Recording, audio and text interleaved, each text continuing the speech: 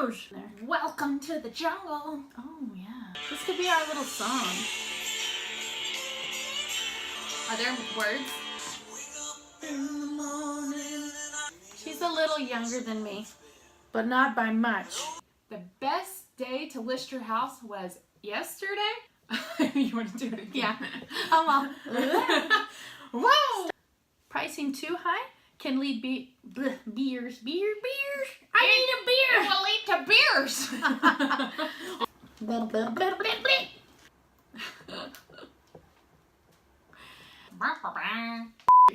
Hey guys, and welcome to this week's episode of Real Estate Rockstars. I am Jennifer Weiss. And I'm Amber Carpenter. And we are both licensed realtors with Century 21 The Hills Realty in Kerrville. And today we're going to be talking about sellers pricing your home to sell and pricing it right. So to get started, we have 10 tips for pricing that home to sell. And we're going to get started with number 1, and that is to interview realtors and find yourself a rock star. So that's the first step.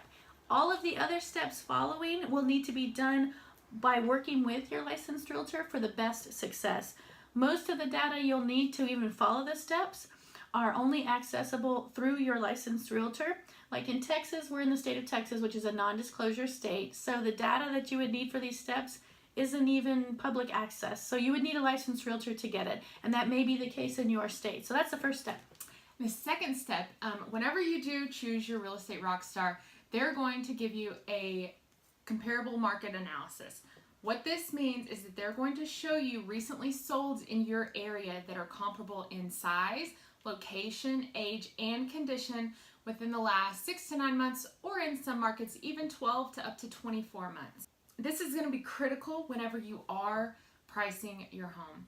Okay, so number 3 is to learn from other sellers' mistakes so you don't make the same. Review expired listings with your licensed realtor, homes that didn't sell.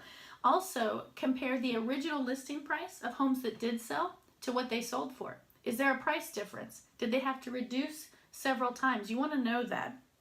Pricing too high can lead buyers to cool off, slow down, and then you may need to reduce way down in order to get them back around to bringing that offer. So number 4, we want you to be the shining star.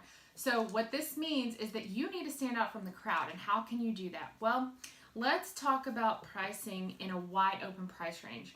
Say there's similar homes to yours that are around the $275-ish, maybe in the $270,000 range. And then there's a large gap, and the next bracket is up to around $300,000. We want you to stand out.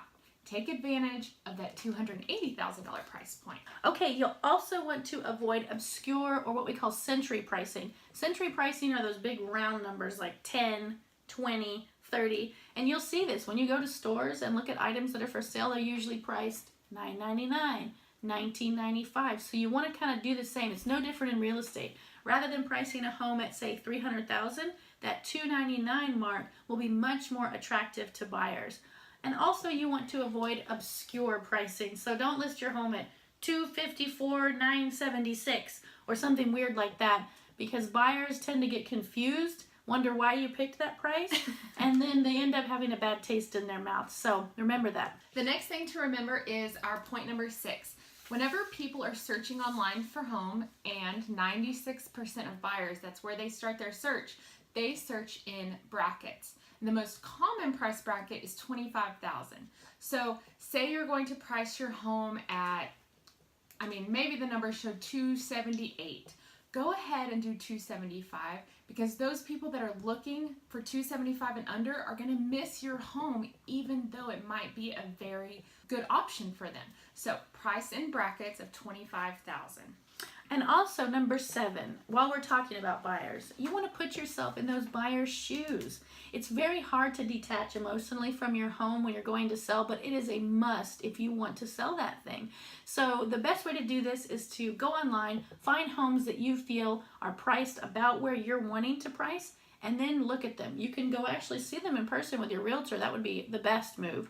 But if not, certainly look at the homes and then ask yourself honestly, is this home worth more or less than my home? Think of it like a buyer, because the buyer doesn't have the emotional attachment you do, so you really want to go through that step carefully before pricing. That's right.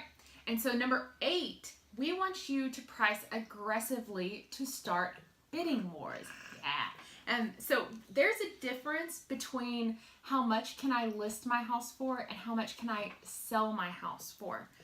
In a seller's market, pricing attractively can encourage multiple offers and hopefully over asking offers. When a buyer loves your house but not the price point, they tend to slow down, start looking for things that they do not like about your house, and if they ever do bring you an offer, it tends to be way below your list price.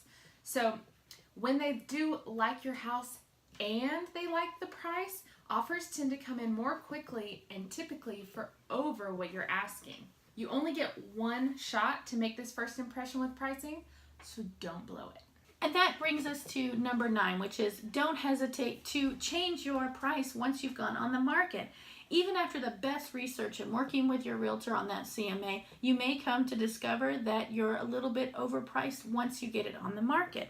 Fortunately, it's not unusual to see a price reduction after a home has come on the market. In fact, one trend report states that 60% of homeowners actually adjust their price after going on the market, so you'd be in good company.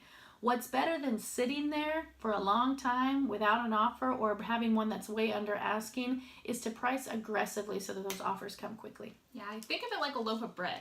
That bread that sits there, it starts to get stale, and then buyers are thinking, what's wrong with this loaf of bread?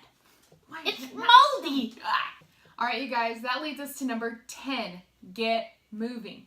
The best day to list your house was yesterday. The next best day is today. So whatever market you're in, if you're thinking about selling your home, go ahead and reach out to your real estate rock star and get that puppy listed and on the market today. Well, that's it for today. Thank you so much for watching. We hope to see you next week. And remember, we could give you 21 reasons to work with us. But you're only gonna need one. Bye. Bye.